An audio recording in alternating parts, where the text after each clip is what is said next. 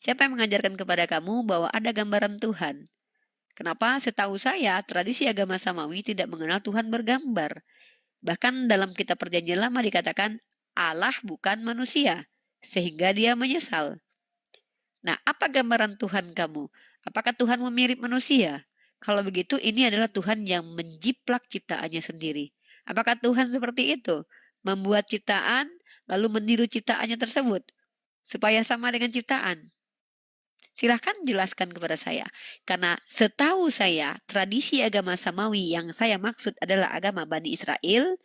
Kamu boleh baca dalam kitab Perjanjian Lama bahwa tidak ada yang bisa diserumpamakan dengan Tuhan. Ya, saya tunjukkan dalilnya.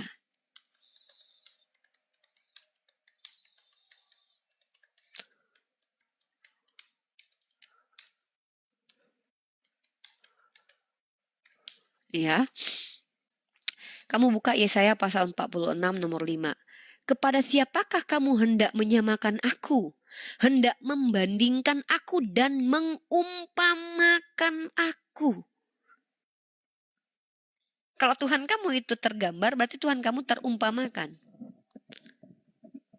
Sehingga kami menjadi serupa. Yesaya pasal 4 nomor 6, 46 nomor 5.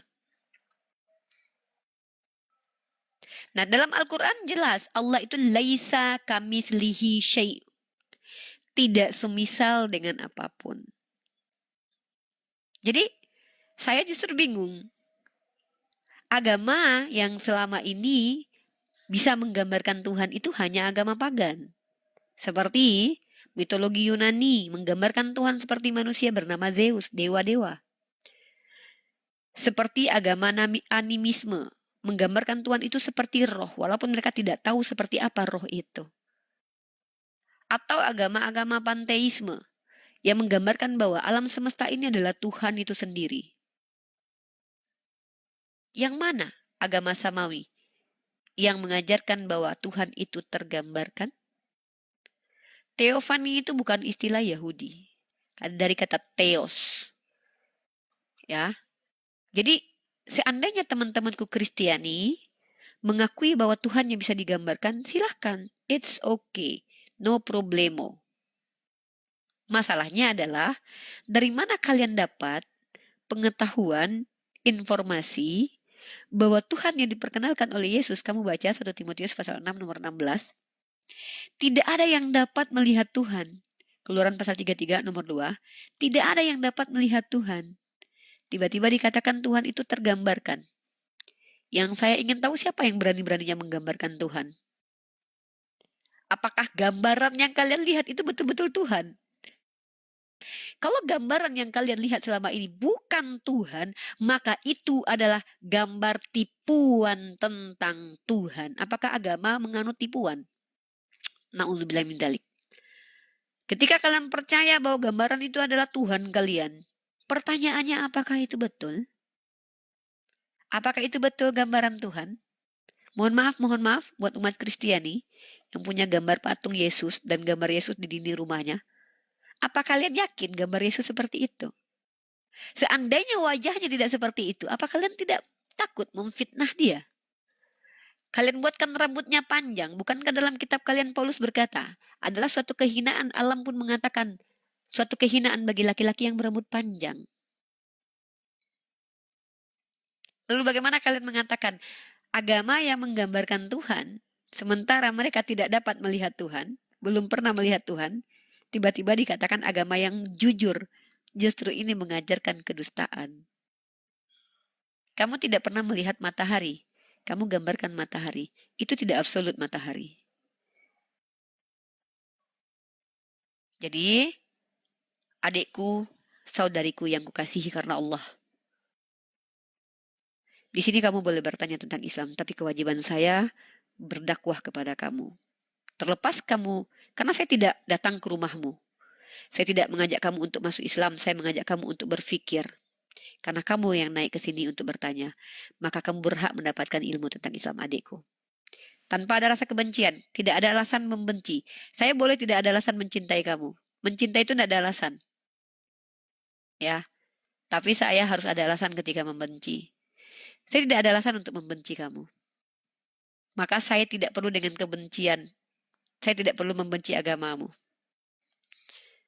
Tapi saya karena cinta saya, karena kasih saya, berharap Allah selamatkan kamu dunia dan akhirat, maka tugas saya menyampaikan kepada kamu bahwa tidak ada tradisi agama samawi mengajarkan bahwa Tuhan itu tergambarkan, bertentangan dengan dalil di kitab suci.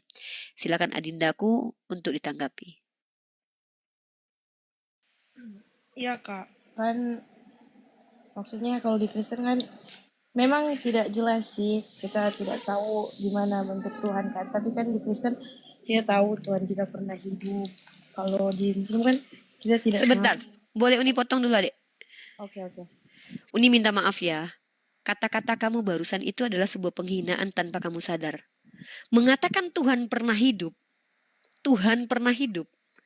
Kamu tahu nggak arti itu pernah hidup? Pernah hidup itu adalah istilah untuk sesuatu yang mati. Sesuatu yang mati pernah hidup. Pada hakikatnya dia mati. Kalau mengatakan Tuhanku pernah hidup, artinya kamu Tuhannya mati, tapi pernah hidup. Hati-hati sayang, hati-hati cintaku. Bahasa Indonesia yang kamu gunakan itu pahami esensinya supaya tidak berujung penghujatan terhadap Tuhan. Tuhan yang dikatakan pernah hidup, ini sama saja mengatakan bahwa pada dasarnya Tuhan itu mati, tapi kemudian dia pernah hidup.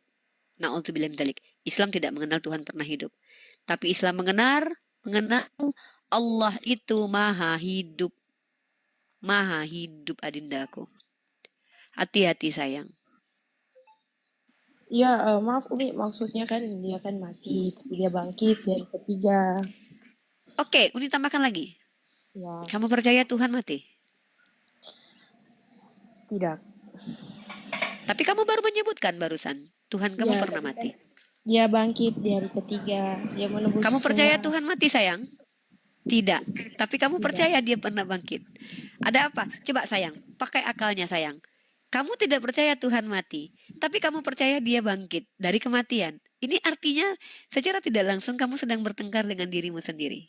Argumen awalmu, kamu mengatakan bahwa kamu tidak percaya dia bisa mati. Tapi argumen kedua, kamu mengatakan bahwa dia bangkit dari kematian. Ini sama saja kamu, saudaraku V, sedang bertengkar dengan V yang lain. Ini sama saja kamu lagi ngomong di kaca, bertentangan sendiri. Uni tidak perlu untuk berdebat dengan kamu terkait ini. Selesaikan dulu dengan dirimu sendiri.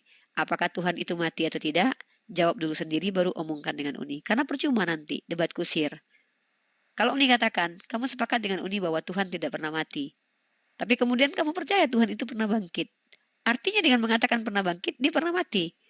Ini kamu sedang bertengkar dengan dirimu sendiri, adindaku sayang. Coba perbaiki itu. Kalau memang Tuhan tidak pernah mati, maka tentu dia tidak perlu bangkit. Kenapa? Dia tidak pernah mati. Mengatakan Tuhan pernah bangkit sama dengan mengatakan betul Uniku, dia pernah mati. Lalu apakah bisa dikatakan dia Tuhan kalau dia pernah mati? Bukankah Tuhan itu adalah kekal? Kalau dia pernah mati, siapa yang mematikan? Bagaimana cara matinya? Apa definisi mati untuk Tuhan? Ini harus dipahami, dekku. Supaya kamu tidak lama-lama terikat dengan doktrin yang selama ini kamu imani tanpa kamu kaji dan kamu cari tahu. Tapi alhamdulillah Allah izinkan kamu ke tempat Uni bisa menemani kamu dalam membuka cakrawala berpikir, dan kemudian Uni akan sampaikan kepadamu apa yang Allah sampaikan dalam Al-Quran. Bismillahirrahmanirrahim. Qul huwallahu ahad, Allahus samad, lam yalid walam yulad walam yakullahu kufuwan ahad. Kami umat Islam keseluruhan diperintahkan untuk kul. Kul itu bahasa Arab. Katakanlah.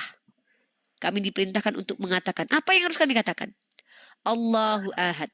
Allah itu satu. Ahad. Maka mengatakan bahwa Allah itu satu, itu artinya adalah mentauhidkan Allah. Mentauhidkan Allah. Itu baru namanya konsep berpikir manusia. Kemudian Allahus samad. Allah tempat berlindung. Kalau dalam pemahaman Sahih internasional, Allah tempat berlindung yang abadi. Allah Tuhan yang bergantung segala sesuatunya hanya kepadanya. Ini Lam yalid walam yulad. Dia tidak beranak dan dia tidak diperanakkan. Yesus diperanakkan. Roma pasal 1 nomor 3. Daging Yesus diperanakkan dari sperma Daud, dalam teks aslinya itu spermatos. Kemudian walam yakullahu kufuwan ahad. Dan tidak ada sesuatu pun di dunia ini, di alam semesta ini yang setara dengan Allah. Kalau Bapa setara dengan anak, anak setara dengan Roh Kudus. Ini musyrik, menyekutukan Tuhan. Ini disebut dengan politeis. Jadi kami tidak mengimani Tuhan itu pernah mati. Mengatakan Tuhan pernah bangkit, mengimani Tuhan pernah mati. Mengimani Tuhan pernah mati, menyangkal Tuhan itu kekal. Menyangkal Tuhan itu kekal, melecehkan Tuhan. Wajarkah orang yang mengatakan Tuhan tidak kekal itu masuk neraka? Wajar, karena telah menghujat Tuhan. Mengatakan bahwa Tuhan itu beranak, Tuhan itu diperanakkan, apakah sebuah penistaan kepada Tuhan? Betul, penistaan yang sangat hebat. Bagaimana mungkin Tuhan diperanakkan? Tuhan diperanakkan. Tuhan di dalam ruang dan waktu. Apakah dipercayai hal seperti ini? Silahkan dipercayai. Tapi konsekuensinya apa? Penghujatan terhadap Tuhan. Kenapa dikatakan menghujat? Bagaimana mungkin pada saat bersamaan kalian percaya dia kekal, dia maha kuasa, dia maha segala-galanya. Lalu kalian percaya juga bahwa dia mengecilkan diri, terikat ruang dan waktu. Penghinaan terbesar yang kalian lakukan kepada Tuhan. Na'udzubillahi min dzalik. Semoga Allah ampuni kalian dan mengembalikan kalian kepada fitrahnya sebagai muslim. Dan menghentikan kalian dari penghujatan yang besar terhadap pencipta langit dan bumi ini. Silakan adik Kufi ditanggapi. Ya Kak, aku juga nggak terlalu mengerti, cuma kan pertanyaan itu. Masya Allah, sama seperti saran Uni kepada adik saudara Prince, saran Uni kepada adindaku adindaku, Uni tidak sarankan kamu belajar Al-Quran. Karena Al-Quran ini adalah kalam ilahi yang dipahami oleh orang-orang yang sudah berakal. Untuk menumbuhkan akalmu, memfungsikan akalmu, saran Uni belajar Bible. Baca dalam kitabmu yang terjemahan itu, lalu tanyakan kepada pendeta apa yang dimaksud dengan ayat ini. Jangan terima doktrin, tapi tanyakan dari mana Anda tahu kalau begitu jawabannya. Kritisi apa yang diberitakan kepadamu. Kalau kamu tak lagi mengkritisi apa yang sampai kepadamu, kamu tidak memiliki critical thinking, artinya kamu sama seperti kambing, sapi yang dicocok hidungnya lalu ditarik, ikut saja. Bedanya kita dengan makhluk lain, yaitu hewan apa? Kita memiliki kekritisan dalam berpikir. Kita memiliki kecerdasan. Maka pelajari kitab suci kamu. Minimal kamu harus bisa menjawab. Siapa penulis kitabmu? Kenapa harus tahu siapa penulis kitab? Supaya tahu bahwa penulis kitabmu ini adalah orang-orang yang kredibel. Pernah kuliah? Tentu tahu bahwa ketika membuat makalah dan jurnal harus ada daftar pustaka. Kenapa penting daftar pustaka? Supaya tahu kalau yang memberi informasi ini tidak berdusta. Tanya, siapa penulis kitab suci Anda? Siapa yang telah mengkanon Bible sehingga menjadi tumpukan-tumpukan buku yang dianggap firman Tuhan? Siapa Paulus menurut Yesus? Siapa Yesus menurut Yesus? Kenapa kitab kalian dikatakan suci? Jawab pertanyaan-pertanyaan seperti ini. Dulu, para ahli filsafat seperti Sokrates, kenapa mereka menjadi filosof? Karena mereka bertanya hal ini. Kenapa mereka bertanya hal ini? Menunjukkan bahwa mereka adalah orang-orang yang berpikir. Maka kalian adalah ras manusia, tidak sama dengan kera. Makhluk yang sebaik-baiknya makhluk Allah katakan di Al-Quran. Kenapa kalian lebih baik daripada makhluk lainnya daripada kera? Kalau dikatakan kera, kita ini sama. Hewan yang berpikir. Apakah kera berbulu? Ya, bedanya bulumu lebih tipis daripada kera.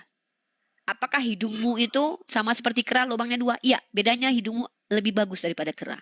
Bentuk struktur wajahmu lebih cantik daripada kera. Lalu apa yang membedakan kita? Ini, akal dan hati nurani. Ketika kamu percaya Tuhan pernah mati, apakah kebenaran itu diterima oleh akal? Renungkan, fikirkan. Jangan bermain-main di dunia hanya untuk mencari dunia, karena dunia ini hanya sebentar.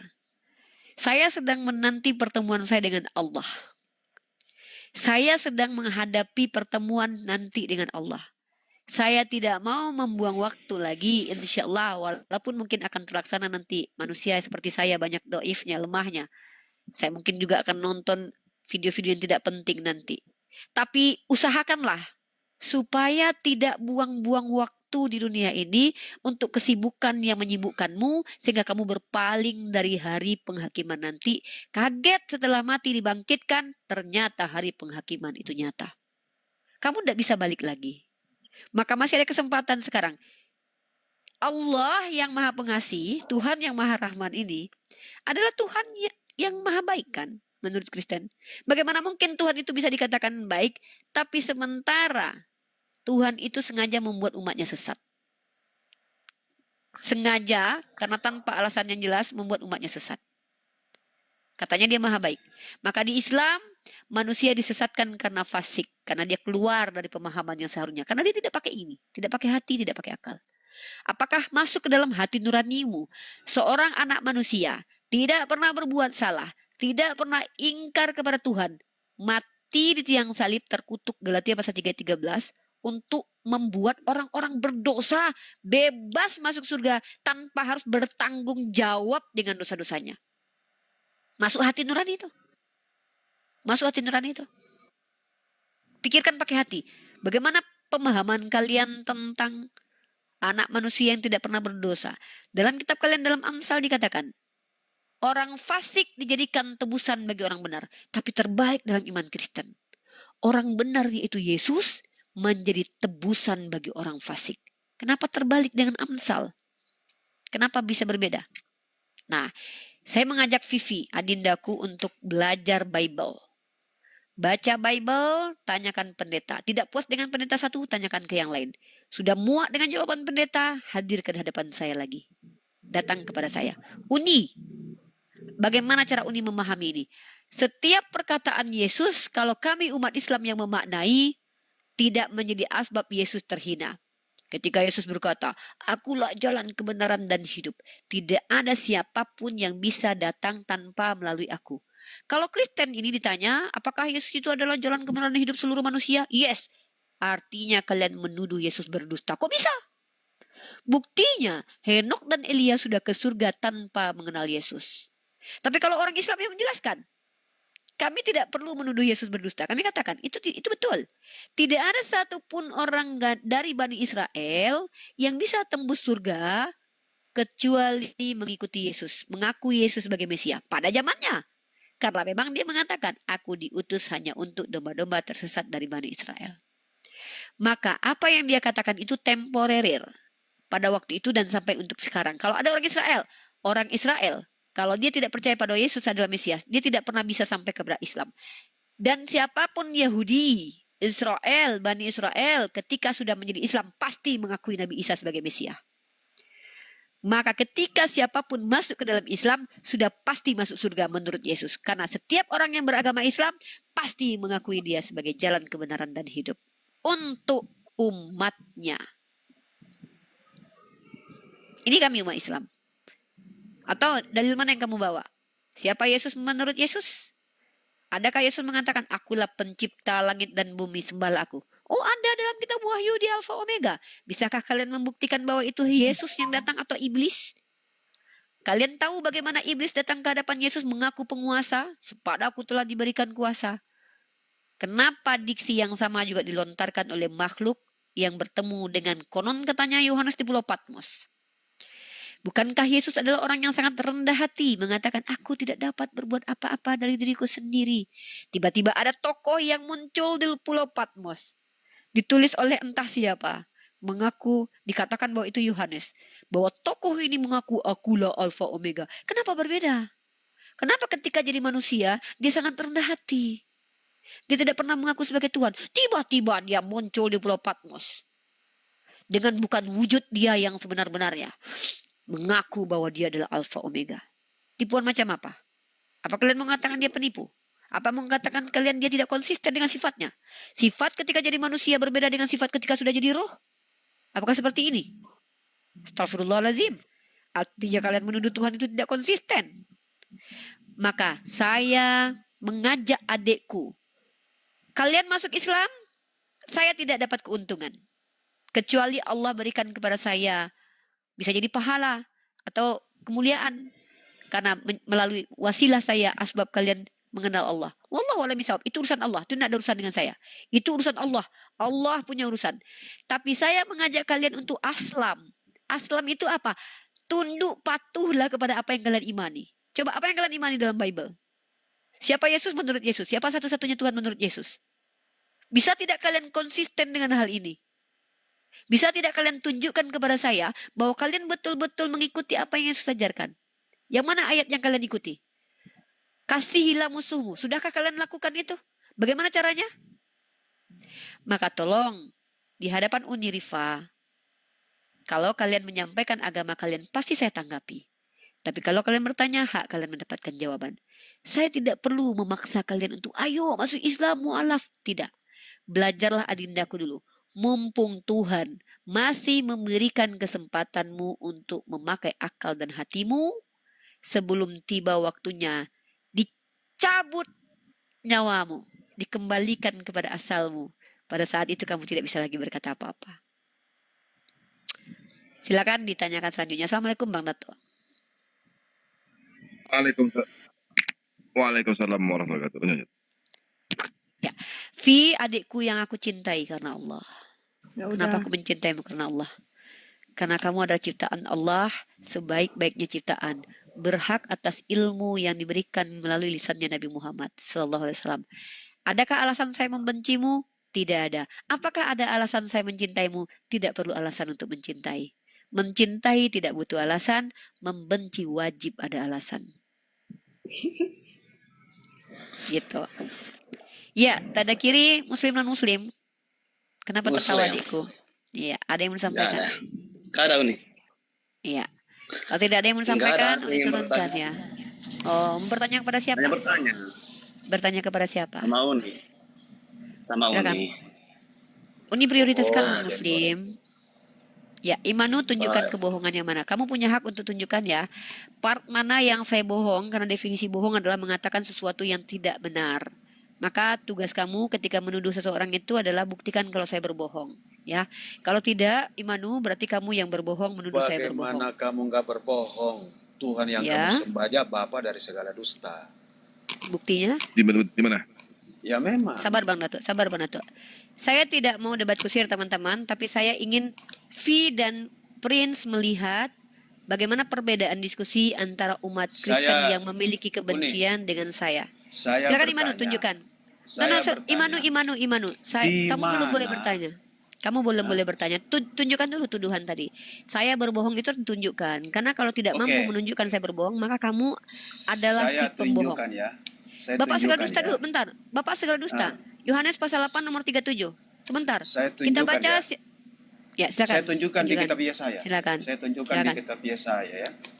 Silakan. Yesaya 44 saya ayat 6. Mhm. Saya tunjukkan bahwa Tuhanmu itu pendusta.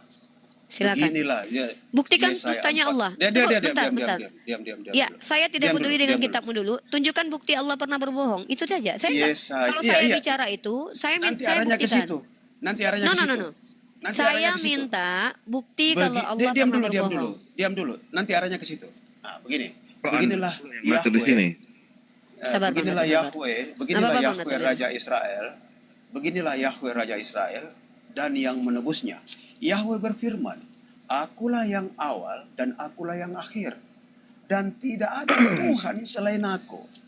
Di mana Tidak ya ada itu? Tuhan selain Sabar, aku. Bang, sabar, Bang Dato. Dan Shh. siapakah Biarkan, seperti biarkan. aku? Saya ingin Vi Artinya, melihat dan Prin melihat. Kalau Biarkan. ada Tuhan yang ngaku-ngaku di luar Bani Israel, itu Tuhan palsu dan itulah kebohongan. Oke. Bagaimana Tuhan palsu itu menurut Yesaya tersebut? Mengaku Ya, Tuhan? kan di, Mengaku kan Tuhan? di sini dia Oke. dia katakan. Saya tanya di sini kepada dia kamu. katakan. Bentar. Dengar loh, dengar. Apakah dengar.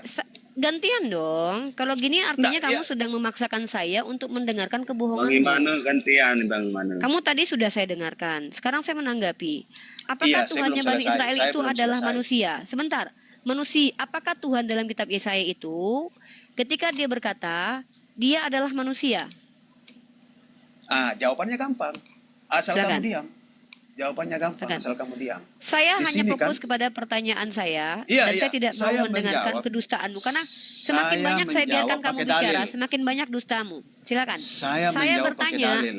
saya cuma tanya, apakah Kamu Tuhan yang berkata bertanya, itu adalah manusia? Anda bertanya Alkitab, Alkitab pun menjawab Anda. Silakan Ya, jawab. Apakah di Tuhan itu sini. manusia? Dengar dulu. Iya, iya, iya, nanti ke situ arahnya ke situ. Jadi saya ambil dari awal dulu ya. Saya ambil dari awal. Di sini kan dikatakan ya saya ambil. Beginilah Yahweh Raja Israel dan yang menebusnya. Artinya Yahweh itu penebus ya, pertama. Lalu dia berfirman. Yahweh berfirman. Sebentar. Diam dulu. Berarti, Iya, diam dulu. Kasih kesempatan saya bicara. maaf Kasih ya, kesempatan saya bicara. Ya. saya dari tadi Yahweh udah sabar berfirman. nunggu. Ya. Kalau kamu bilang Tuhan itu adalah penebus, maka orang fasik juga adalah Tuhanmu. Karena orang fasik adalah penebus. Berbahaya diksi kamu ini, merusak bagaimana pemahaman kitabnya orang Yahudi. Mari kita lihat teman-teman, bagaimana perhatikan Bapak segala dusta itu menurutnya Yesus siapa. Kenapa orang Kristen tidak berani membawa dalil ini? Kenapa kalian tidak pernah pergi kepada Yesus untuk bertanya, siapakah Bapak segala dusta? Mari kita lihat, Bapak segala dusta itu siapa? Perhatikan ini, Yohanes pasal 8. Adik-adikku, Vi dan juga Prince. Kalian percaya kepada Yesus atau tidak? Ini buktinya akan kalian tunjukkan nanti. Di sini dikatakan, ketika Yesus mengatakan Bapak segala dusta itu siapa? Justru adalah orang-orang yang menginginkan Yesus mati adalah orang-orang yang mengikuti Bapak segala dusta. Ini datanya. Ya, saya tunjukkan kepada kalian. Saya enggak mau mempelintir ya, saya bacakan saja. Aku tahu bahwa kamu adalah keturunan Abraham. Ini ketika Yesus berbicara dengan orang Farisi dan Saduki yang ingin menghabisi nyawanya. Aku tahu bahwa kamu adalah keturunan Abraham, tetapi kamu berusaha untuk menghabisi aku. Karena firmanku tidak beroleh tempat di kamu. Apa yang kulihat pada Bapa, itulah yang kukatakan. Dan demikian juga kamu perbuat tentang apa yang kamu dengar dari Bapamu. Di sini Yesus mengatakan orang Farisi dan Saduki yang ingin menghabisi Yesus punya bapa sendiri. Dan siapa bapaknya itu? Mari kita jawab. Maka orang Farisi Saduki menjawab, Bapa kami ialah Abraham. Kata Yesus kepada mereka, jikalau sekiranya kamu anak-anak Abraham, tentulah kamu mengerjakan pekerjaan yang dikerjakan oleh Abraham. Tetapi yang kamu kerjakan ialah berusaha menghabisi aku. Aku seorang yang mengatakan kebenaran kepadamu, yaitu kebenaran yang kudengar dari Elohim atau Theos. Pekerjaan yang demikian tidak dikerjakan oleh Abraham. Kamu mengerjakan pekerjaan bapamu sendiri. Jawab mereka, kami tidak dilahirkan dari zina. Bapa kami satu yaitu Elohim atau Theos. Lalu apa kata Yesus? Jikalau Theos adalah bapamu, kamu akan mengasihi aku. Ingat, syarat memiliki bapa yang Theos ini kata Yesus, pertama mengasihi Yesus. Sebab aku keluar dan datang daripada Theos, dan aku datang bukan atas kehendakku sendiri, melainkan dialah yang mengutus aku. Apakah sebabnya kamu tidak mengerti bahasaku? Sebab kamu tidak dapat menangkap firmanku.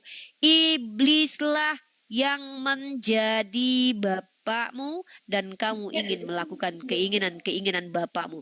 Maka orang-orang yang menginginkan kematian Yesus, menurut Yesus adalah bapaknya iblis. Ia pembunuh manusia sejak semula dan tidak hidup dalam kebenaran, sebab di dalam dia tidak ada kebenaran. Apabila ia berkata dusta, ia berkata atas kehendaknya sendiri. Dengarkan.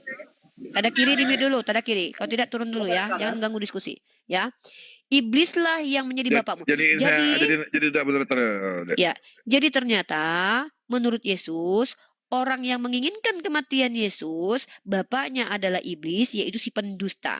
Kalau dia berdusta, maka dia mengikuti pikirannya sendiri.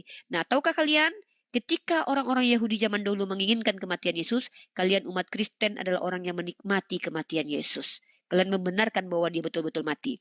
Dan tahukah kalian siapa yang pendusta ini? Mari kita lihat datanya. Siapa yang membenarkan dustanya untuk menyebarkan agamanya? Paulus dalam kitab Roma. Apa kata Paulus? Kalau karena dustaku kemuliaan Tuhan semakin melimpah, kenapa aku harus dihakimi? Ya, ini adalah ajaran membela dusta. Saya akan izinkan kalian masuk, asal kalian bisa sopan di komal saya.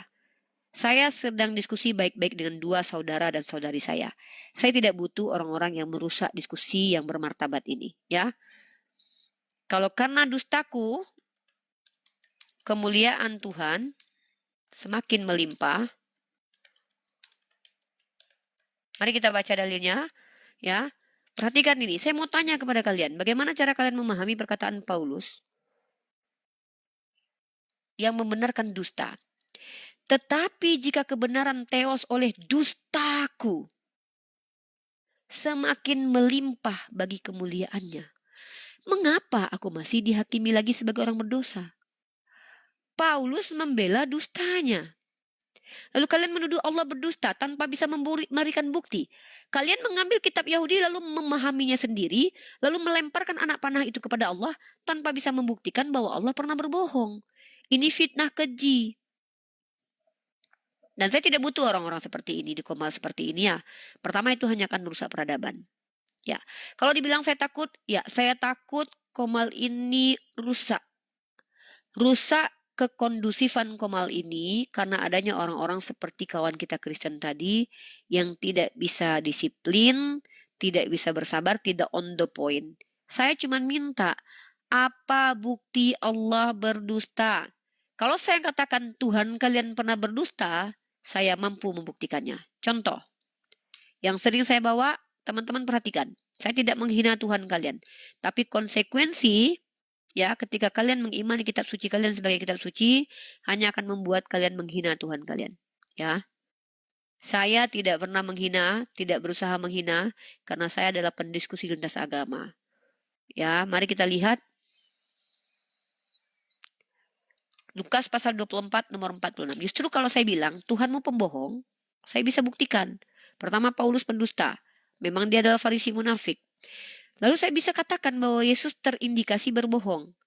Dalam Lukas pasal 24 nomor 46, katanya kepada mereka, ada tertulis demikian. Apa yang tertulis? Mesias harus menderita dan bangkit dari antara orang mati pada hari yang ketiga. Pertanyaannya, di mana tertulis kata Mesias harus mati, harus menderita dan bangkit di antara orang ketiga ini? Mana datanya? Ada tidak? Kalau tidak ada dalilnya dalam kitab para nabi dan kitab sebelumnya, ada dua konsekuensi, saudaraku. Pertama, kalian menuduh bahwa Yesus berbohong, atau kalian menuduh bahwa ayat itu hilang. Maka kami umat Islam tidak perlu menuduh sendiri, tapi kami hanya membacakan lalu membuat sebuah narasi dan kami membuktikan. Ini yang kami lakukan. Jadi di hadapan saya sudah katakan, menjaga hati, menjaga lisan saya, menjaga bagaimana saya tidak mau rusak akal saya tidak menaikkan orang-orang yang tidak bisa membedakan dirinya dengan hewan. Perbedaan kita dengan hewan adalah kita punya aturan, ya. Iya, betul. Dan saya tidak butuh jawaban kamu Imanu karena kamu bukan pendeta. Kalau kamu pendeta, kamu berhak naik. Kalau kamu bisa tunjukkan kredibilitasmu. Kenapa saya lebih berhak daripada kamu? Saya mahasiswi. Saya mahasiswi komunikasi penyiaran Islam dari Universitas Ummu. Maka saya berhak untuk berdiskusi sebagai hak kemahasiswian saya. Saya punya mata kuliah Kristologi, saya berhak untuk berdiskusi dengan kawan-kawan non-muslim. Tapi kamu tidak berhak bernarasi liar terkait tentang kitab orang Yahudi karena kamu bukan Yahudi. Dan kamu juga bukan scholar. Di-mute dulu Bang Datuk. Kamu bukan scholar, kecuali kamu seorang pakar. Kamu berhak saya berikan tempat untuk menjelaskan. Kamu bukan Yahudi, berani-beraninya menyimpulkan kitab orang Yahudi tanpa dasar yang jelas. Maka oleh karena itu yang naik ke atas adalah manusia-manusia yang bisa membedakan dirinya dengan hewan. Ya, si Imanu kamu cari Komal, tempat kamu bisa berbohong, ya, tempat kamu bisa menunjukkan aksi-aksi tantrummu, karena Komal ini terlarang untuk orang-orang yang tidak ada kredibilitas. Kalau saudara saya Prince dan V, saya berikan hak untuk bertanya saja, bukan untuk menjelaskan. Bahkan kalaupun mereka mau menjelaskan, nanti saya akan tanya kredibilitasnya dan juga sumber penjelasan tersebut. Boleh kalian orang awam menjelaskan dengan catatan bawa dasar, bawa literasi. Tapi ketika kalian orang awam tidak bawa literasi dan seenak udahnya memahami kitab suci orang lain, ya, membawa kitab orang Yahudi, lalu seenak udahnya memahami, tidak ada orang Yahudi memahami seperti itu dari para skolarnya, tiba-tiba kalian datang sendiri. Kalian siapa? Hanya modal terjemahan lalu berani-beraninya menjelaskan. Tidak seperti itu kawan, ya. Maaf, Silakan cari koma lain, karena saya sedang belajar untuk menata hati, menata lisan, menjaga diri, karena saya tidak tahu apakah Allah akan mengambil saya dalam waktu dekat sehingga nanti saya tidak lagi bisa mempersiapkan diri untuk bertemu dengannya. Jadi saya sedang meninggalkan jejak digital supaya nanti saudaraku Vi dan Prince, andai mereka kembali ke fitrahnya sebagai muslim, mereka bisa bersaksi nanti di hadapan Allah bahwa saya telah mencontohkan bagaimana muslimah yang benar di hadapan Allah, nanti mereka bisa bersaksi. Jadi saya tidak butuh kamu, Immanuel. Kamu hanya men-trigger saya untuk terpancing emosi. Kamu tahu betul saya adalah orang yang gampang emosi kalau kamu menghujat Tuhan saya. Kamu tahu betul saya adalah orang yang sangat marah ketika kamu menghujat Nabi, Allah, dan juga agama saya. Kamu tahu betul itu. Karena kamu penonton saya. Yang kamu lakukan menurut saya adalah hanya ingin mencoba memancing saya agar saya nanti bisa ditunjukkan kepada saudara-saudaramu bahwa ini ciri pani gak sabaran. Ini yang saya hindari ya, Immanuel ya. Silakan kamu berbicara di koma lain. Tempat ini tidak berhak kamu duduki. Tempat ini tidak layak buat kamu. Karena saya tadi sudah kasih kamu kesempatan. Tapi yang kamu lakukan apa? Kamu tidak bisa to the point. Kamu justru hanya apa? Ingin didengarkan tanpa memberikan bukti. Oke, mungkin seperti itu. Kami tidak butuh hiburan seperti itu lagi. Teman-teman yang butuh hiburan debat-debat kusir ya silakan tempat lain, jangan tempat saya. Saya tidak sedang ingin bercanda dengan kalian. Saya hanya ingin mati dalam keadaan mencari ilmu dan menjelaskannya kembali kepada teman-teman yang membutuhkannya. Ya, Allahu a'lam bishawab. Fokus saya adalah mempersiapkan diri untuk berhadapan dengan Allah kelak. Itu fokus saya, insya Allah. Silakan yang teman-temanku yang dua ini, adik-adikku, saudara-saudaraku yang beragama Kristen, V dan juga Prince. Silakan bertanya. Atau mungkin Uni bertanya, apa alasan kalian menjadi Kristen mungkin seperti itu? Silakan adikku, V atau Prince mau menjawab. Adik-adikku, adindaku Prince dan V. Masih monitor sayang? Prince dan V masih monitor kah? Oke, silakan di komar ini dulu. Mungkin kalian menjauh dari perangkat. Jangan diturunkan. Ya Prince, ada lagi yang mau ditanyakan dek? Atau ada yang mau... Mungkin Uni bertanya kenapa adindaku menjadi Kristen. Bisa dijawab.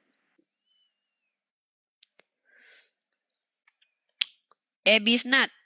Saya naikkan tapi mau diatur ya Bisnat ya. Saya tidak bisa jambak kamu. Saya nggak tahu kenapa.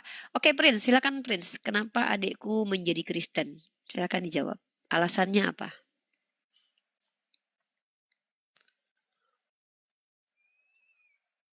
Silakan Prince, it's okay, nggak apa-apa. Oke, silakan di mute aja dulu, belajar di sini. Oke, Ebisnat silakan naik. Saya tidak bisa naikkan kamu. Saya tidak mute kamu ya, Prince. Kamu sudah termute. Mungkin silakan dibuka mute-nya kalau ingin bersuara. Tadi sudah dibuka tadi mute-nya. Ebisnat silakan. Ya, silakan Ebisnat. Saya tidak bisa jambak kamu. Kamu minta multi, saya akan izinkan kamu naik. Dengan catatan, saya kasih kesempatan nanti 3 kali maksimal. Bisa mengikuti alur diskusi dengan cara kalau mau TikTok juga teratur, tidak berbantah-bantahan dengan suara yang beradu. Kemudian kalau saya minta data, tunjukkan data. Kalau seandainya kamu minta data kepada saya yang data apa? Data apa yang memang kamu minta? Karena kami umat Islam ini punya 2 dalil, dalil akli dan dalil nakli. Ya. Bisnat kalau kamu di laptop mungkin kamu nggak bisa dinaikin. Tapi kalau kamu di handphone kamu bisa dinaikin. Ya. Lebih baik penonton hanya 200 atau 100 orang, tetapi kondusif.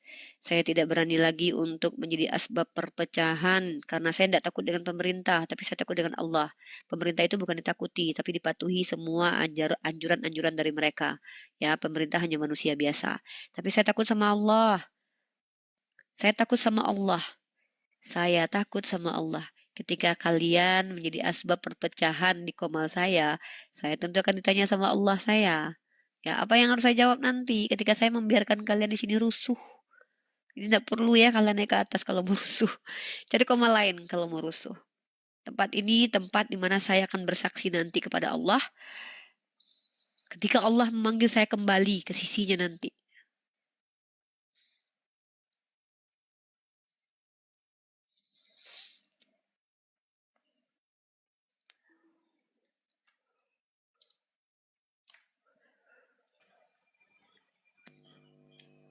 Halo Meyin, muslim non muslim.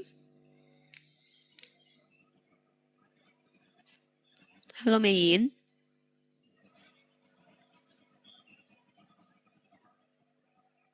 Halo Meyin.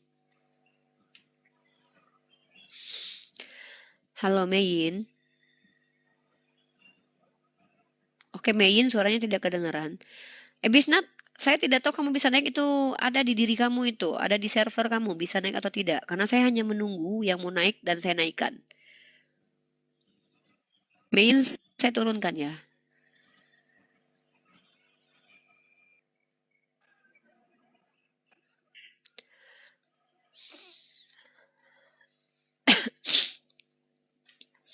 Halo Pak Aton. Sorry, salah pencet. Oke, Bapak tidak berniat naik, saya turunkan kembali.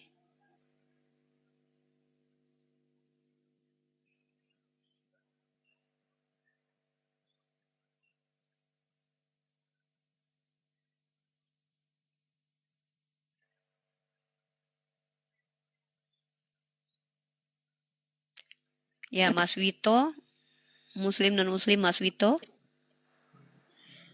Muslim Kak, Assalamualaikum. Waalaikumsalam warahmatullahi wabarakatuh. Ya, ada yang Jangan disampaikan dinaikkan, di... Kak. Buang aja. Oke, Mas Vito, siap. Halo Uka. Uka muslim atau non-muslim? Halo Uka. Oke, Uka saya turunkan ya. Mungkin kepencet kayaknya. Yang tidak berniat naik saya turunkan kembali karena saya hanya ingin berdiskusi dengan orang-orang yang memang membutuhkan pemahaman tentang Islam yang dasar ya. Saya katakan ini pemahaman dasar Islam karena saya bukan ulama, bukan ustazah, tapi saya adalah orang yang mempelajari literasi Islam secara mendasar ya. Kita belajar menggunakan pendekatan critical thinking di sini karena memang saya kuliah pertamanya prodinya PAI Pendidikan Agama Islam, diajarkan bagaimana cara mengajar dengan memfungsikan critical thinking dan kemudian saya diajarkan untuk kemudian saya pindah ke prodi komunikasi penyiaran Islam. Jadi teman-temanku di sini yang ingin bertanya tentang bagaimana Islam seperti yang pernah saya gali selama bertahun-tahun, apa yang saya dapatkan, mungkin saya bisa berbagi di sini. Silahkan, saya prioritaskan untuk... Oh, sebentar. Sepertinya hujan teman-teman. Saya angkat jemuran dulu ya guys. Bang Datuk lanjut dulu bang. Angkat jemuran dulu nih. Hujan.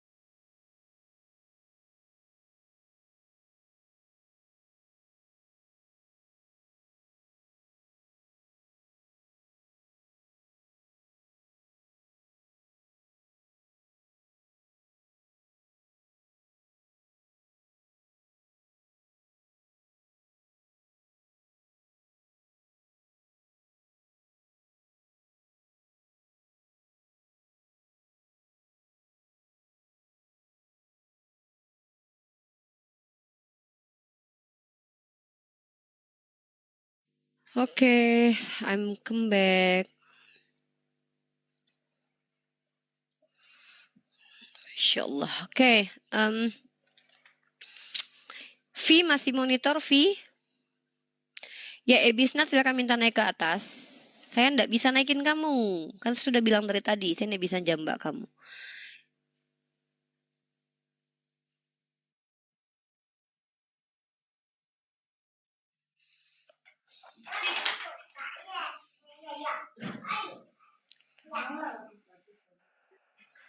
Halo Erik.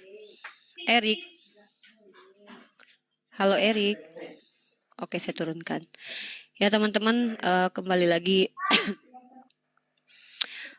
Semakin banyak membaca buku, semakin banyak membaca Al-Quran, semakin banyak merenungkan Allah, semakin khawatir dengan perbuatan lisan sendiri teman-teman. Ini juga yang mungkin, ya namanya manusia ini kan maju mundur ya, keimanan itu maju mundur teman-teman. Maksudnya pasang surut iman itu ada. Ketakutan-ketakutan di diri saya itu pasti ada ya. Ketakutan-ketakutan apa? Takut untuk berkata-kata tidak benar, takut untuk menjadi asbab kebencian, itu pasti ada. Kenapa saya takut? Saya bukan takut kepada manusia. Kenapa? Manusia nggak perlu ditakuti, manusia nggak layak ditakuti. Ya, saya takut ketika nanti ternyata saya pikir saya sedang mensiarkan Islam, saya sedang mempermalukan Islam ternyata. Maka saya berusaha untuk sebaik mungkin mengikuti aturan Allah. Ud'u ila sabili rabbika bil hikmah. Sampaikan ajaran Islam itu dengan cara hikmah. Dengan cara apa? Saya berusaha semaksimal mungkin untuk menggunakan bahasa-bahasa yang baik. Selama ini kenapa saya mampu menggunakan kata-kata seperti yang tertulis dalam Bible? Karena saya ingin membuktikan kepada orang-orang Kristen bahwa di dalam kitab mereka ada diksi-diksi yang tidak patut untuk diperdengarkan. Tetapi ternyata bisa jadi diksi-diksi itu justru diksi-diksi yang akan sering saya sebutkan nanti. Ketika saya sedang terjatuh, malah saya, kelamin keledai. Astagfirullahaladzim, kan nggak mungkin kan. Jadi kalau saya terbiasa mengucapkan kalam-kalam ilahi, astagfirullah subhanallah. Seandainya pun saya nanti terjatuh, saya terbiasa mengucapkan kalam-kalam yang bagus gitu. Ya, karena teman-teman tau nggak latah. Latah itu kalau seandainya nggak sengaja gitu kan. Apa yang sering kita sebutin ya, kayak saya misalnya kan. Misal kalau terbiasa mengucapkan astagfirullah, astagfirullah, astagfirullah, tiba-tiba misal kesandung batu, itu astagfirullah itu terbiasa. Coba kalian sering baca Bible nanti. Marilah memuaskan birahi. Pas dia tuh, marilah memuaskan birahi. Suamiku tidak ada di rumah, kan bahaya.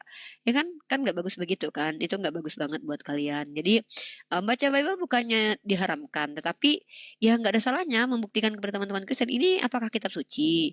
Ini gimana gitu kan. Jadi tiba-tiba kan pas kesandung kan, kelamin keledai, sebesar keledai punya keledai. Ngapain gitu kan, buah dada di jamaah-jamaah kan nggak perlu gitu. Astagfirullahaladzim ya.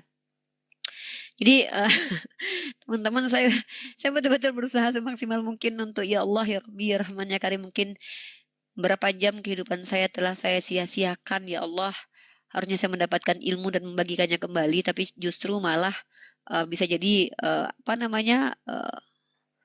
ayah monitor ya, bukan ayah yang monitor, saya dipantau oleh Allah Azza wa Jalla. Malaikat Allah di sisi saya ya, malaikat Allah sedang bersiap-siap mencatat apa yang saya lakukan. Setiap hari yang saya lakukan itu sedang dicatat oleh para malaikat yang nanti saya tidak bisa bantah di catatan-catatan saya. Hari ini saya menangis kenapa? Saya menangis karena kesedihan kehilangan dunia. Ternyata saya tidak pernah menangis kehilangan Allah. Maka itu yang saya pikir, waduh, waktu yang Allah berikan ke saya harusnya adalah waktu pembuktian bahwa ada sebaik-baiknya makhluk saya ini, pembuktian terhadap diri sendiri. Tapi yang saya lakukan apa? Menghadapi para penghujat, kemudian mengikuti cara mereka. Mereka mengkomparasi itu nggak mesti harus bersikap seperti mereka kan? Kita data by data gitu. Turnip muslim non muslim. Pak Turnip, muslim non muslim, nah gitu. Jadi teman-teman itu yang semoga Allah selalu jaga saya ya. Dan di sini bukan hanya malaikat yang berada di sisi saya teman-teman, ada makhluk yang bernama Jibril juga tuh yang menjaga saya. Saudara-saudara saya seperti Bang Datu. Kenapa Bang Datu hadir di koma saya? Tentu menjaga saya. Tentunya menjaga saya dari serangan-serangan kaum non-muslim yang berkata-kata kasar. Nah, nanti beliau akan maju. Inilah rahmatnya menjadi rahmat Islam itu menjadi rahmat. Kenapa? Wa ummatukum umat tauhid. Bang Jibril itu bukan siapa-siapa saya secara bukan abang kandung saya, bukan saudara kandung, kami tidak pernah besar bersama. Tapi kenapa beliau peduli? Karena ini yang namanya wa ummatukum umat tauhid. Karena beliau melihat saya mensiarkan agama Islam, maka beliau berkontribusi untuk tidak membiarkan live comment kotor dengan hujatan-hujatan di bawahnya. Masya Allah, Allah utus kepada kita orang-orang yang betul-betul berkontribusi buat kehidupan kita. Jadi kalau seandainya kalian menghabiskan waktu untuk orang-orang yang tidak berkontribusi buat agama kalian, khawatirlah itu hanya akan membuat Allah murka nanti ya. Jadi kontribusikan hidup buat agama kita, Ya, semoga Allah melindungi orang-orang yang saya cintai dan juga yang kalian cintai. Amin. Ya, ZIEX, thank you Bang Jibril untuk ininya pengawalannya. Oke, terima kasih. Ya, buat teman-teman yang menonton saya dari dulu melihat saya, teman-teman melihat sendiri bagaimana proses yang saya lalui ya. Mulai dari saya awal yang kemudian berubah drastis, kemudian yang mungkin sedikit cooling down, kemudian up lagi secara emosional saya. Perempuan itu teman-teman punya natur, perempuan itu punya hormon, perempuan itu punya sikap yang tidak bisa mendustakan isi hatinya. Bisa jadi ketika saya teman-teman lihat ketika up, suasana hati saya sedang tidak baik-baik saja, maka itu tercerminkan dari kerasnya saya berdebat dan saya bahkan membiarkan penghujat untuk saya hadapi sebagai samsak melepaskan kemarahan saya, bisa jadi seperti itu, dan itu tidak bagus sama sekali. Saya harus hadir di ruang ilmu, mempelajari dan mengajarkan kembali. Tidak boleh melibatkan emosi di dalam diri, tidak boleh melibatkan hawa nafsu. Saya berusaha untuk apa? Mencerminkan pribadi Islam sebagaimana yang diajarkan. Dan saya sedang belajar. Andai pun saya tergelincir, teman-teman mohon didoakan agar saya dikembalikan kepada jalan yang lurus sebagaimana apa yang kita minta setiap hari. Saya tidak terlepas dari kekurangan, saya tidak terlepas dari dosa-dosa besar dan dosa kecil. Itu urusan saya dengan Allah, biarkan Allah yang mendidik saya sampai nanti hari bertemunya saya dengan Allah. Biarkan Allah yang melakukan kehendaknya terhadap saya hanya menjalankan apa yang saya mampu. Yaitu kalau saya tidak mampu berdakwah dengan tangan, karena tanda tangan saya tidak bermanfaat, tanda tangan saya tidak merubah keputusan, tangan saya tidak memiliki kekuatan, tidak mampu menghancurkan kemungkaran. Saya punya lisan, saya punya ludah, saya punya bibir, saya punya mata, saya bisa sampaikan. Dan ternyata dakwah sebaik-baiknya dakwah, kata Ustaz Wafi, adalah akhlak. Apakah saya bisa cerminkan akhlak ketika sedang berbicara ini? Bisa. Dengan cara apa? Tidak lagi melayani para penghujat. Kenapa? Para penghujat itu hanya mengeluarkan saya dari koridor saya sebagai seorang muslimah. Saya melampaui batas saya sebagai seorang muslimah. Kenapa? Karena para penghujat naik ke kamar saya, mengajak saya, menggeret saya ke medan yang tidak seharusnya saya berada di situ. Jadi insya Allah teman-temanku doakan saya istiqomah. Berubah itu mudah, semudah ganti baju. Istiqomah itu sulit seperti mati lampu. Wallahu a'lam bishawab. Gitu. Ya, saudari kita Vi masih standby. Mungkin ingin turun, boleh turun ya adikku. Kalau ingin bertanya silakan open mic, bertanya kembali.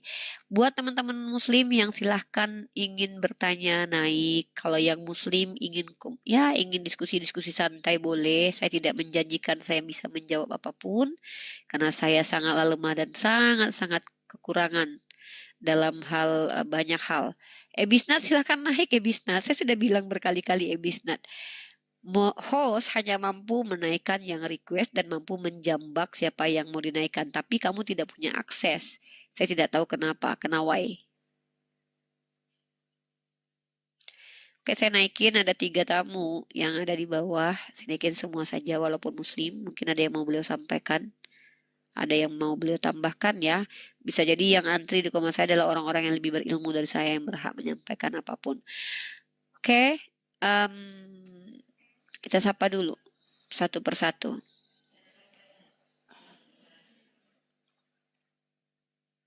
Ya, Pak Ahmad, muslim dan muslim Pak Ahmad. Ya, muslim Bunda. Ya, ada yang mau disampaikan Kau Pak? ini, Ini Komal. ya, terima kasih ya saya. Baik. Assalamualaikum warahmatullahi wabarakatuh. Waalaikumsalam warahmatullahi wabarakatuh. Alhamdulillah, ya, saya mengikuti Uni dari dulu ya. Masih lewat YouTube dulu tuh, sekarang baru saya lihat-lihat lewat TikTok ya. Gini aja Uni, pertanyaan mewakili Kristen ya. Jadi kita selalu disinggung kaitan dengan bidadari itu. Bisa dijelaskan Uni, bidadari di surga itu untuk kaum lelaki seperti apa Uni? Hurun Itu aja Uni, ain terima itu kasih. adalah Assalamualaikum ya. warahmatullahi. Waalaikumsalam warahmatullahi wabarakatuh. Hurun ain adalah kalau dalam pandangan Islam, kenapa kata hurun ain itu hanya terdapat di ayat-ayat Makkiyah? Karena pada waktu itu Rasulullah berdakwah kepada orang-orang suku Badui, yang mana kecenderungan mereka adalah memiliki kesenangan kepada para wanita-wanita yang cantik putih, karena hurun ain sendiri adalah diistilahkan kepada mute dulu ya Pak, soalnya double. Ya, mungkin saya kasih literasi dulu aja ya. Ya, mungkin saya kasih literasi aja yang telah saya buat. Saya bacakan kembali.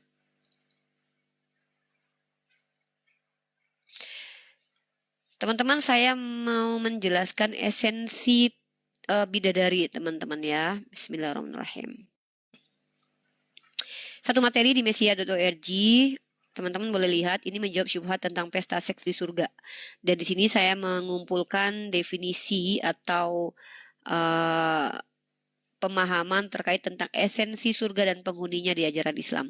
Pertama, saya langsung saja ke poin esensi bidadari. Saya bacakan saja. Nah, esensi bidadari, saya bacakan. Kata hur al-ain yang digunakan dalam susunan idhofah bermakna sesuatu yang khusus untuk bangsa Arab jahiliyah. Menurut tradisi Arab jahiliyah, terutama Arab bangsa gurun pasir, perempuan yang disebut dengan hur al-ain karena perempuan tersebut memiliki kulit putih bersih, bahkan lebih dari itu kata hur sangat khusus dan sangat-sangat indah atau sensual, indah. Laki-laki itu kan keindahan itu yang menjadi kecenderungan. Bidadari ini dinikahkan dengan penghuni surga, bukan berzina. Karena hubungan badan yang diridhoi oleh Allah itu tidak bisa dikatakan zina. Ya. Nah, dalam surah At-Tur ayat 20, artinya kita bacakan ayatnya, mereka bertelekan di atas dipan-dipan berderetan dan kami kawinkan mereka dengan bidadari-bidadari yang cantik bermata jeli. Artinya atas izin Allah. Maka kalau Allah ridho atas sesuatu hubungan itu bukan zina. Karena yang membedakan zina dengan yang bukan zina dalam Islam adalah hubungan yang diridhoi dan hubungan yang tidak diridhoi dengan syarat-syarat ketentuan yang sudah Allah sampaikan. Bidadari ini adalah esensi yang sangat sopan, makhluk yang Allah jadikan yang memiliki sifat sopan. Tidak sama dengan kebalikannya adalah pesundal. Pesundal tidak memiliki rasa malu, bahkan tidak perlu memiliki kesopanan karena memang mereka menjual tubuh mereka. Bidadari sopan dalam surah As-Saffat ayat ke-48, surah ke-37. Allah Subhanahu wa taala berfirman, dan di sisi mereka ada bidadari-bidadari yang bermata indah dan membatasi pandangannya. Ya.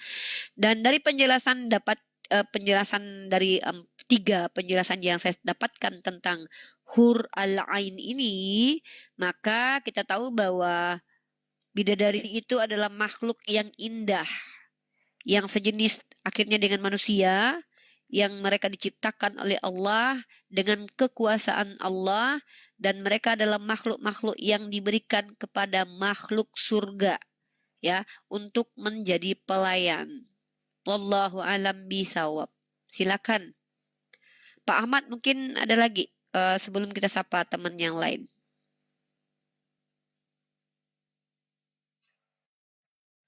Pak Ahmad. Oke. Pak Ahmad, izin saya turunkan. Terima kasih banyak pertanyaannya. Semoga menjawab ya. Putra Ujung, karena kalau Kristen boleh bertanya apa saja banyak. Kalau Muslim saya agak sedikit kurangi biar kita prioritaskan koma kita untuk non-Muslim. Halo Putra, Muslim non-Muslim Putra Ujung. Ya, halo. Iya, brother Muslim non-Muslim. Saya Kristiani. Oke, boleh. Di sini tempat non-Muslim bertanya jawab dengan saya. Saya jadi teman diskusi kalian. Bukan berarti saya lebih hebat daripada kalian, tapi mungkin saja saya lebih dulu belajar. Ada yang mau tanyakan tentang Islam, saudaraku? Begini, Bunda, saya mau tanya konsep Islam, konsep surga di dalam Islam, bagaimana? Oke, konsep surga dalam Islam. Ini materi yang tadi saya sudah buka dan mungkin saya bacakan kembali. Pertama, esensi dulu ya. Kita bicara betul. bagaimana esensi surga. Di mute dulu biar tidak Ya. terdengar suara nafasnya ya. Pertama saya akan bacakan dalil-dalilnya dulu nih. Bahwa surga itu adalah dari Abu Hurairah. Saya bawa dalil hadis dulu. Dan Allah Azza wa Jalla berfirman, aku telah menyediakan bagi hamba-hambaku yang soleh kenikmatan yang belum pernah mata melihatnya, belum pernah telinga mendengarnya, dan belum pernah pula terbetik dalam kalbu manusia. Hadis tersebut ada dalam kitab Bukhari nomor 3244, Muslim nomor 2824, Al-Humaydi dalam Musnad 1133, At-Tirmidzi dalam As-Sunan 3197, Abu Ya'la Al-Musili dalam Al-Musnad 6276, dan Ibnu Hibban 369. Di dalam surga tidak ada perkataan yang sia-sia apalagi perbuatan yang haram. Perkataan sia-sia saja tidak ada apalagi perbuatan sia-sia. Mereka tidak mendengar perkataan yang tidak berguna di dalam surga kecuali ucapan salam. Bagi mereka rezekinya di surga itu tiap-tiap pagi dan petang dalam surah Maryam ayat ke-62. Ini esensi surga. Pertama, esensi surga adalah pertama, surga diperuntukkan bagi orang-orang yang memiliki kecenderungan soleh kepada Allah Azza wa Jal. Mereka yang tidak memperturutkan hawa nafsu, mereka adalah orang-orang yang betul-betul takut kepada Allah. Dan esensi surga adalah tempat hadiah bagi mereka yang soleh ini, yang mana di dunia mampu menahan hawa nafsunya ketika marah, mampu menahan hawa nafsunya ketika dia mampu berzina dan dia tidak lakukan. Bagaimana mungkin orang seperti ini akan berlaku zina di hadapan Allah ketika dia percaya ternyata surga yang dijanjikan Allah itu benar adanya. Maka esensi surga adalah tempat diberikan kenikmatan bagi hamba-hamba Allah yang soleh, dan esensi penghuni surga adalah orang-orang yang soleh yang dicintai oleh Allah. Dan juga perlu dipahami, dan di surga itu di mana manusia-manusia yang dicintai oleh Allah berada dalam ridho Allah, dan mustahil orang-orang yang diridhoi oleh Allah ini adalah orang-orang yang kecenderungan hatinya berbuat maksiat. Jangankan perbuatan, hatinya saja tidak mampu lagi bermaksiat. Maka inilah surga yang ada di dalam Islam. Wallahu a'lam bishawab. Silakan, brother, ada lagi? Ya, tapi saya dengar tadi Bunda, kalau di surganya Muslim itu sudah tidak ada zina ya. Apa? Betul. Tentu tidak ada zina, karena hubungan antara makhluk Allah yang satu dengan yang lain itu adalah atas ridho dan izin Allah. Oh ya, lalu kenapa ada janji-janji akan mendapatkan bidadari bagi lelaki-lelaki, Bunda? Kalau Allah menjanjikan bidadari, karena memang laki-laki kesukaannya kepada perempuan. Saya tidak tahu apakah Anda suka perempuan atau tidak. Anda tidak suka perempuan kah? Maksud Ya. Anda berharap dijanjikan bidadara gitu? Ya, maksud Ya, saya kalau kan laki-laki saya. ini kan zuyyina linnasi hubbu syahawati minan nisa. Laki-laki itu kecenderungan kenikmatannya adalah perempuan. Sehebat apapun laki-laki, sekaya apapun laki-laki, pada akhirnya dia akan mencari wanita. Dia kaya terkadang dia kaya untuk bisa menghidupi perempuan. Terkadang dia pintar untuk bisa mendidik perempuan. Terkadang dia punya jabatan untuk bisa menunjukkan powernya kepada wanita. Dan kecuali dia tidak normal, kecuali dia memang tidak memiliki kecenderungan kepada perempuan. Nauzubillah min dzalik, itu kan tidak benar kan laki-laki seperti itu. Nah, dan Allah ketika menjanjikan bidadari, artinya Allah mengizinkan bidadari itu untuk dijadikan pelayan.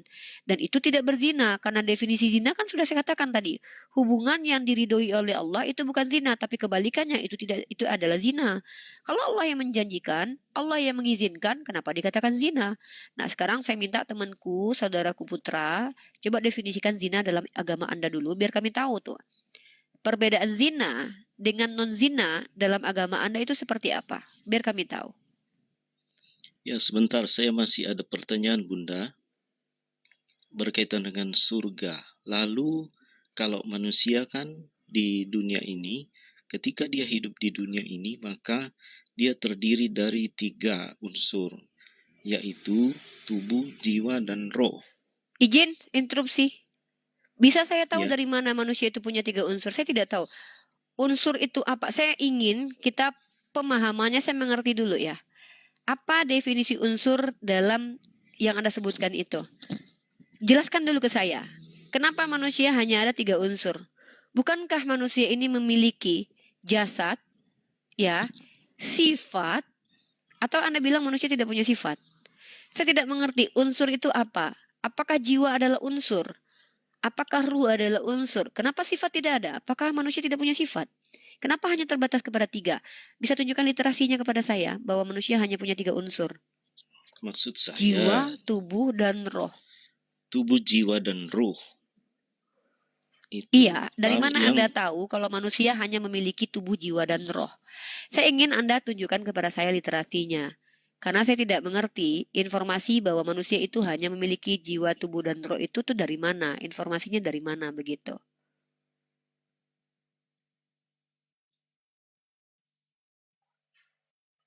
Coba dapat dari mana?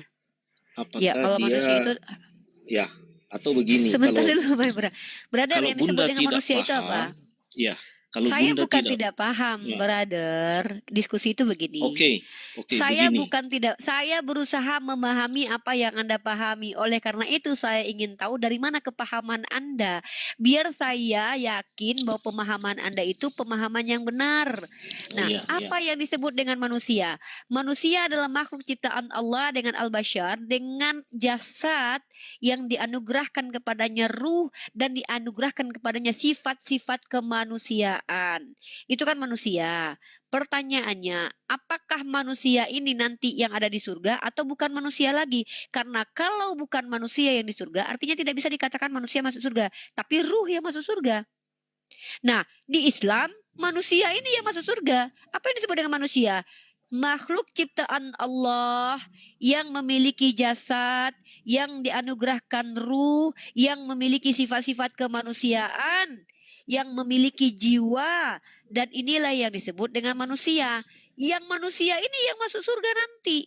Tapi kalau Anda bilang manusia hanya terdiri dari ini, apa kaitannya dengan surga? Saya tidak paham arah pembicaraannya kemana, saudaraku. Biar saya mengerti, nanti saya tangkap, biar saya bisa menanggapi. Bagaimana mungkin saya menanggapi Anda sementara saya tidak paham dengan yang Anda sampaikan? Mungkin saya paham, tapi saya khawatir Anda yang tidak paham bahwa Anda sedang salah paham. Makanya saya tuntut kepada saudaraku ini. Dapat dari mana pengertian seperti itu? Seperti itu, saudaraku. Hanya bertanya saja, apakah di Oke, kalau dalam begitu Islam, kalau hanya bertanya saja jangan membuat sebuah pernyataan ya. Coba ya, tahan dirinya untuk membuat pernyataan ya. Maksudnya membuat pernyataan itu seperti tadi tuh. Manusia itu kan terdiri dari tubuh, jiwa, dan roh. Ah, itu pernyataannya, brother. Karena kalau pernyataan di sini pasti saya tanyakan dapat dari mana itu. Nah, silakan my brotherku bertanya saja. Kalau bertanya saya tidak akan pernah minta kalian untuk tunjukkan literasi. Karena bertanya saja kan saya yang bertanggung jawab memberikan literasi. Silakan saudaraku. Silakan bertanya, apa yang ingin dipertanyakan? dalam Islam ketika dia naik ke surga, dia masih memiliki tubuh jasmani. Mantap. Kami tidak ada istilah naik ke surga. Dalam Islam Oh, tidak iya, dikenal iya, yang namanya iya, manusia itu betul. terbang naik ke surga. Karena tidak ada yang memahami surga itu di Ya. atas langit. Karena kami tidak tahu di mana surga. Kenapa? Karena yang kami pahami itu adalah kalau kamu bicara, mari kita bahas menggunakan pendekatan ilmiah dulu ya. Sorry to say. Kalau kita bicara bumi itu bulat ya, saya akan kasih kamu sebelum kita bicara tentang ini dulu ya, brother, biar kamu tidak salah paham. Mohon maaf nih, saya kasih kamu ilustrasi ini, anggaplah ini bumi bulat. Kalau surga itu ada di atas, kalau seandainya kamu berada pada kondisi di sini, di belahan bumi ini, ke atas berarti kamu naik ke sini. Bagaimana dengan yang ada di sini? Ke atasnya naik ke sini. Kalau surga cuma di atas sini, berarti surga hanya untuk orang yang ada di sini. Bagaimana dengan belahan yang lain di bawah? Berarti yang satu surganya ke sana, yang satu surganya ke sini. Nggak mungkin dia tembus ke tanah untuk naik ke sini atau dia berbelok gini. Naik ke atas ini. Ya nggak mungkin. Ya, Ya kan? betul. Benar nggak? Masuk akal nggak? Ya, Paham nggak? maksud Jadi dia saya paham. tidak mau Ya, mengatakan, paham. saya tidak tahu. Tapi kalau di atas maksudnya adalah di atas kenikmatan dari dunia, iya. Tapi saya tidak mau bilang posisinya di mana. Saya tidak tahu. Saya tidak diberitahu. Kenapa? Karena nanti bumi yang Allah ciptakan ini, nanti Allah hancurkan sehancur-hancurnya. Dihancurkan bumi ini, maka manusia akan dibangkitkan. Bumi yang dihancurkan ini, manusia akan dibangkitkan nanti. Maka di manakah manusia dibangkitkan? Tentu jasad, tulang ekor yang tidak bisa musnah itu adalah seperti biji yang ditanamkan menumbuhkan kembali, itu akan ada di tanah. Maka ketika dikoncang bumi ini dihancurkan, semua berterbangan dahsyat, hancur, Apa yang ada di dalamnya yang telah bercampur dengan tanah, yang bercampur dalam lautan, yang bercampur, yang berserak kemana-mana, itu akan kembali seperti biji yang tumbuh. Diizinkan oleh Allah kembali. Nah, maka ketika pada waktu itu, manusia berada pada fase yang disebut dengan yaumil hisab. Apa yang disebut dengan yaumil hisab? Masa-masa dihakiminya manusia. Di mana pada saat itu dipertanyakan, apa yang telah kau buat ketika di dunia? Harta yang dianugerahkan kepadamu, untuk apa kau belanjakan? Kecantikan paras wajahmu, untuk apa kau gunakan? Ilmu yang Allah anugerahkan kepadamu, apa yang kau gunakan dengan ilmu itu? Hari itulah yang kami persiapkan. Hari itu yang saya sedang persiapkan hari ini. Karena apa yang saya lakukan hari ini berimplikasi untuk yaumil hisab saya. Maka ketika hari ini saya melakukan perbuatan tercela, saya akan dihakimi oleh Allah.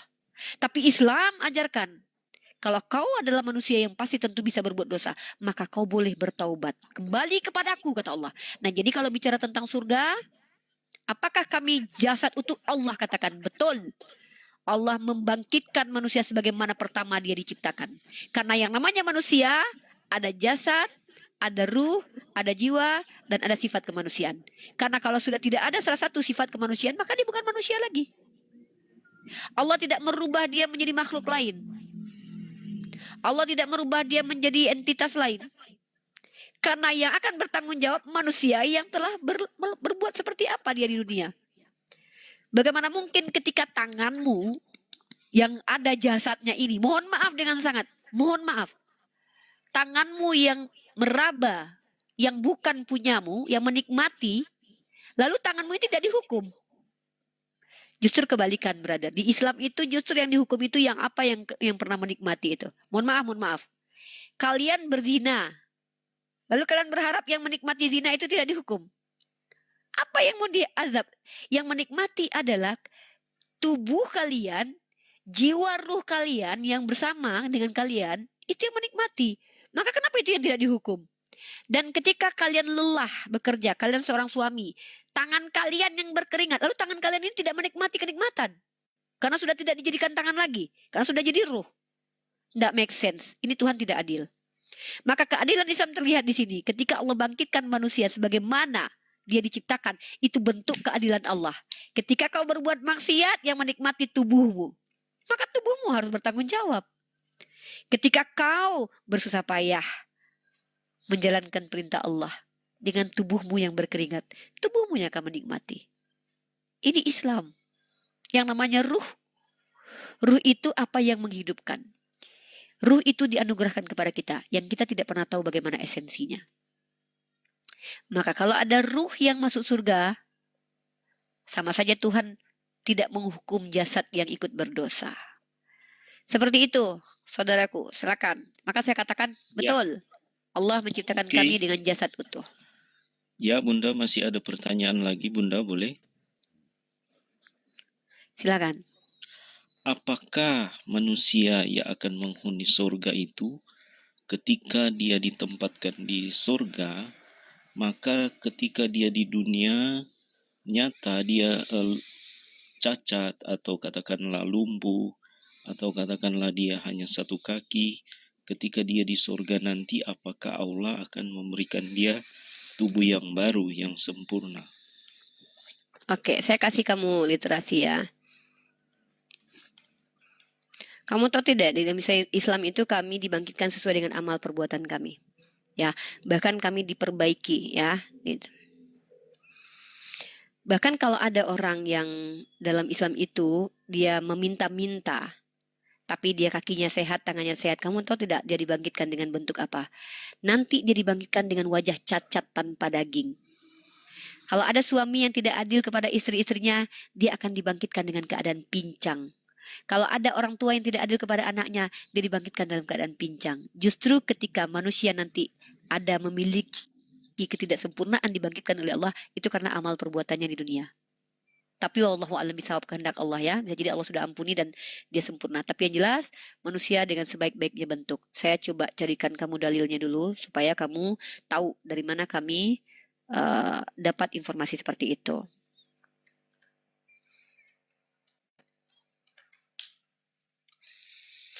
Oke, ada banyak hadis terkait ini. Mungkin saya ambilkan satu-satu.